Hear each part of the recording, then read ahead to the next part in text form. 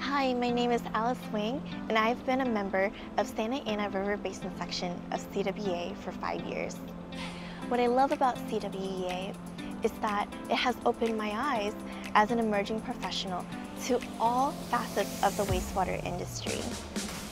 I feel that through the conferences that it really helps to build synergies between operators, laboratory specialists, and engineers. And we really learn from one another through the technical programs and the networking.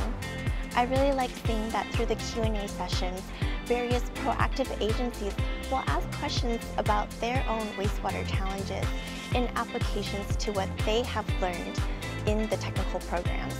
There's so much innovations and technologies, and from a couple years ago, I really enjoyed seeing how the chopper pumps work. And we can't forget about virtual reality. I learned that I can go down a manhole without ever actually going down a manhole. There's just so much to learn and grow and connect within CWEA. And this is why I volunteer for CWEA and SARBS with this inclusive and sustainable community.